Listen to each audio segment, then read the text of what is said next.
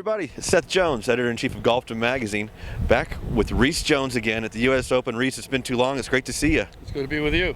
So tell me first, how was your, it's usually, I'm used to seeing you once or twice a year. I haven't seen you in a while. How was this weird year been for you? Weird 16 months. Well, we had 13 jobs that we were able to complete. My guys, being younger than I am, were able to travel.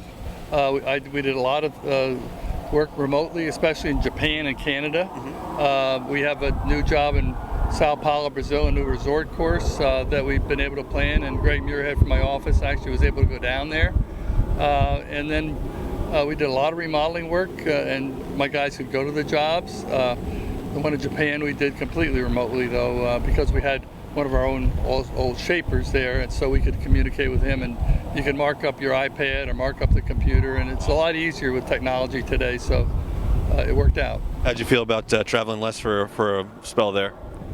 Well, I'm kind of enjoying it, getting back to traveling, because it's amazing that I survived the 13 months that I really didn't travel much, but I did go to a few jobs near where I was hanging out. So good. But I didn't get on a plane for about a year. Yeah, it's different all of a sudden. Yeah, it is. Yeah. Well, cool. Well, let's talk about the U.S. Open. We parked here by the map. What do you want to tell me about the course setup and things that I know? Obviously the Farmers is out here all the time, but it's been a while since the last U.S. Open, and you've been checking on this course regularly. What do you want me to our viewers to know about your guys' work out here? Well, I've been working at Torrey Pines for 20 years.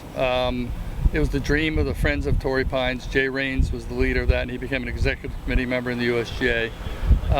They knew Beth Page had gotten the U.S. Open, and so in 1999 I came out here during the Farmers, or it was really the Buick Open at that time, to look at the course to see if we could recreate it to make it U.S. Open worthy. We went to the U.S. Open at Pebble Beach in 2000 and met with the committee, and they said yes, but we got to go build it first, and we'll look at it to see if the redesign is suitable for U.S. Open. So we went about getting $3.5 million donated by the local people, and their names are on the sign near the pro shop. And then in 2001 we completely redesigned the golf course. We moved the holes closer to the canyons. We lengthened the course by 500 yards. We rebunkered it. We built all new greens on diagonals with a lot more really dramatic contours. And so then in 2002, the USGA came out here and said, absolutely, we're coming. So then we had the U.S. Open in 2008, which in the mind of many people, including myself, was probably the #1 exciting, dramatic, phenomenal U.S. Open when Tiger Woods won on a broken leg and beat my friend Rocco Mediate on the 19th hole. You really can't top that. So what about, and I agree, and everybody's been talking about that, it's going to be tough to match it, but in terms of talk about the conditions, what have you seen out here and Rich McIntosh and his team? How do you feel like they've got it looking for this 2021 U.S. Open? Well, Rich McIntosh came here several years ago with great training, and he's worked very hard, especially he's got to deal with the ryegrass in the winter, then he's got to deal with the kikuyu and the Bermuda in the summer, so he's really maintaining two different types of grasses. And I guess he still has a little bit of ryegrass in the rough, but that's okay because the kikuyu is starting to really pop, and the kikuyu is a much tougher rough than they see in the winter. And I mean, if you see what was accomplished by Rich in preparation for this U.S. Open, you'd be pretty proud of him. I think he's up-and-coming superstar, and I think he's proven it here at Torrey Pines. What are your hopes for this tournament? I know we can't have another Tiger Rocco type slugfest, but what are your expectations and what do you foresee for this week?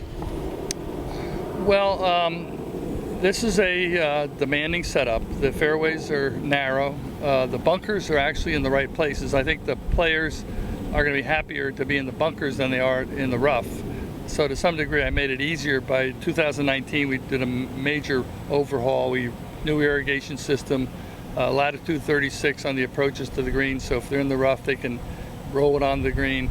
So the new surrounds with bent grass, and took down where the sand buildup was from the bunkers, rebuilt all the bunkers, and have lined them, new sand. So this course for a public facility is in great condition, in part because of what we did in 2019, but mainly because of Rich McIntosh and his crew. My heart just skipped a beat when the Open Doctor said you actually made a course easier. I'll believe that when I see it. Well, I mean, we did add 100 yards, so we made the 10th hole harder and the 15th hole harder by the tees we added. And then we moved tees to the ocean on 4. We moved it to the canyon on 17. We moved it a little bit on 13. So, you know, to some degree, and we narrowed the fairway on 17, but we widened it on 4. But that actually enables the ball to roll closer to the cliff. Okay, great. We're looking forward to seeing it.